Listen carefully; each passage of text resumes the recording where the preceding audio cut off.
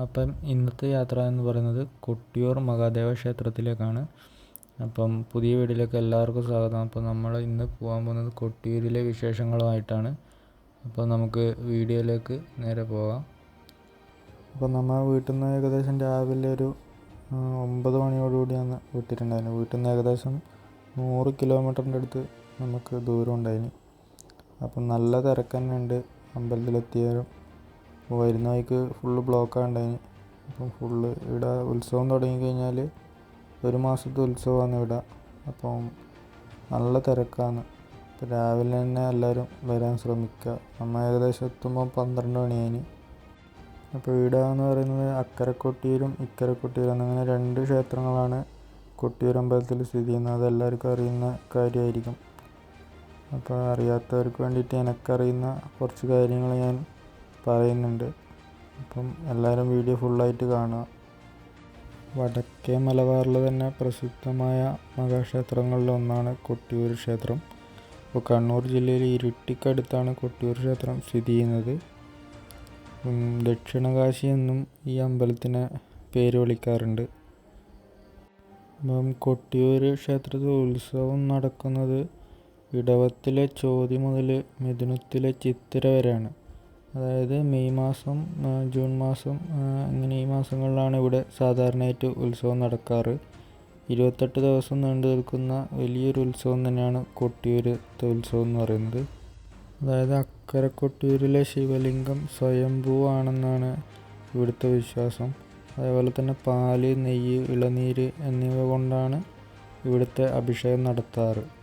ഉത്സവം തുടങ്ങിക്കഴിഞ്ഞ് കഴിഞ്ഞാൽ നമ്മളെ തൊട്ടയൽ സംസ്ഥാനങ്ങളായ കർണാടകം, ആന്ധ്രാപ്രദേശ്, തമിഴ്നാട് തുടങ്ങിയ സ്ഥലങ്ങളിൽ നിന്ന് വരെ ഭക്തജനങ്ങൾ ഇവിടെ എത്താറുണ്ട്. വലിയൊരു ഉത്സവം തന്നെയാണ് കൊട്ടിയൂർ ഉത്സവം. വയനാടൻ ചുരങ്ങളിൽ നിന്നൊഴുകി വരുന്ന ബാവലിപ്പുഴയുടെ വടക്കേ തീരത്താണ് കൊട്ടിയൂർ ക്ഷേത്രം സ്ഥിതി ചെയ്യുന്നത്. അതായത് അക്കരെ കൊട്ടിയൂർ ക്ഷേത്രം സ്ഥിതി ചെയ്യുന്നത്. പുരാണങ്ങളിൽ ദക്ഷയാഗം നടന്ന സ്ഥലമായിട്ടാണ് കൊട്ടിയൂരിനെ കാണുന്നത്.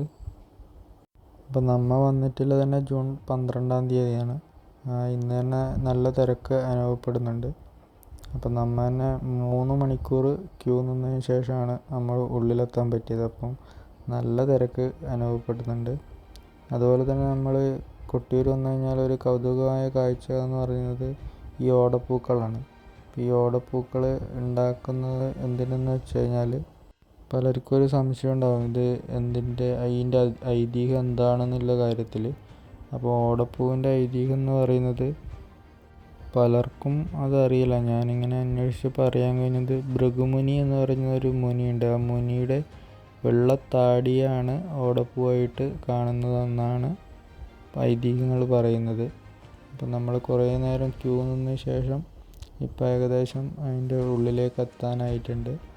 അപ്പം ഓലപ്പുരകൾ കൊണ്ടാണ് ഇവിടുത്തെ അമ്പലങ്ങൾ നിർമ്മിച്ചിട്ടുള്ളത്. അതായത് ഈ അമ്പലങ്ങൾ ഈ ഉത്സവം കഴിയുന്നതോടെ അഗ്നിക്ക് ഇരയാക്കുമെന്നാണ് പറയുന്നത്. അതുപോലെ തന്നെ വലിയൊരു തടാകത്തിന് നടുക്കുള്ളൊരു മണിത്തറയിലാണ് ശിവലിംഗം ഇവിടെ ഉള്ളത്. അതുപോലെ മറ്റൊരു തറയായ അമ്മാറക്കല്ലിലാണ് ആദിപരാശക്തിയായ ശ്രീപാർവതിയെ ആരാധിക്കുന്നതും. ഒരു വൈശാഖ നാളിലാണ് ഇവിടെ ദക്ഷയാഗം നടന്നത്. അപ്പോൾ തൻ്റെ പിതാവ് നടത്തുന്ന യാഗത്തിൽ തന്നെയും പ്രിയതമനായ ശിവനെയും അവഹേളിച്ചതിനെ തുടർന്ന് സതീദേവി യാഗാഗ്നിയിൽ ചാടി ജീവനൊടുക്കി എന്നാണ് പറയുന്നത്. ഇത് കണ്ട ശിവൻ ജട പറിച്ച് നിലത്തെറിയുകയും വീരഭദ്രനെ സൃഷ്ടിക്കുകയും ചെയ്തു. വീരഭദ്രൻ യാഗശാലയിൽ ചെന്ന് ദക്ഷകൻ്റെ തലയറുത്തു എന്നാണ് പറയപ്പെടുന്നത്. അതിനുശേഷം ഭൂലോകരുടെയും അഭ്യർത്ഥന പ്രകാരം ദക്ഷകനെ ജന്മിപ്പിക്കുകയും യാഗം പൂർത്തീകരിക്കുകയും ചെയ്തു. തുടർന്ന് ശിവൻ കൈലാസത്തിലേക്ക് യാത്രയായി എന്നാണ് ഐതിഹ്യങ്ങൾ പറയുന്നത്.